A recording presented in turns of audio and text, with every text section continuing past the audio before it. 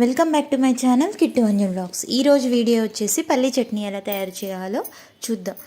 ముందుగా బాండి పెట్టుకొని పల్లీల్ని యాడ్ చేసుకోవాలి, ద్వారగా వేయించుకోవాలి. లో ఫ్లేమ్లోనే పెట్టుకోవాలి, ఎప్పుడైనా హై ఫ్లేమ్లో ఎప్పుడైనా పెట్టుకోవద్దు, ఎందుకంటే పచ్చి పచ్చిగా ఉంటాయి. చట్నీ కూడా అంత టేస్ట్గా ఉండదు కాబట్టి ఎప్పుడైనా లో ఫ్లేమ్లో పెట్టుకొని యాడ్ చేసుకోవాలి. చూసారు కదండి ఎలా వేగుతున్నాయో, అలా వీడియోలో చూపిస్తున్న విధంగా వేయించుకోవాలి. వేయించుకొని పక్కన పెట్టేసుకోవాలి. ఈ లోపల ఒక బాండీ తీసుకొని ఆయిల్ పోసుకొని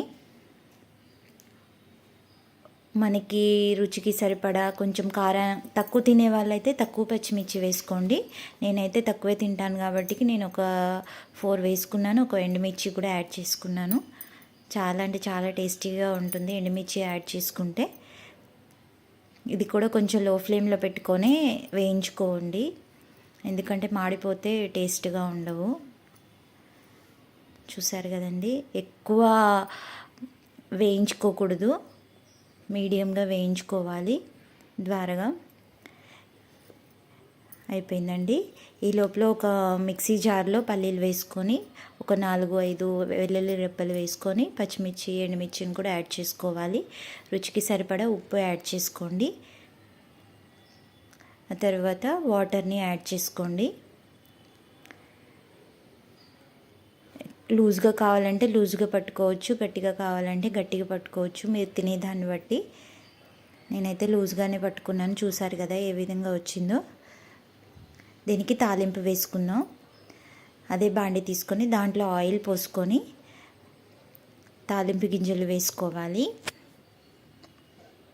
తర్వాత ఎండుమిర్చి యాడ్ చేసుకోవాలి.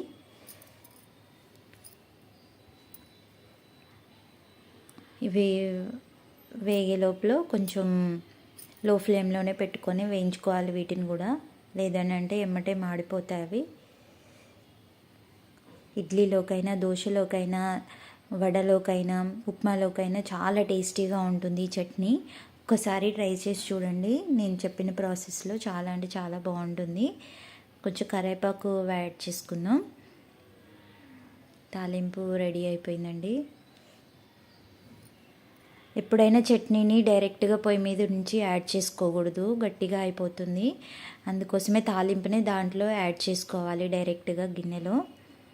చూసారు కదండి, చూడటానికి చాలా రుచిగా అనిపిస్తుంది కదా, తింటే ఇంకా బాగుంటుంది పల్లీ chutney. Please subscribe my channel.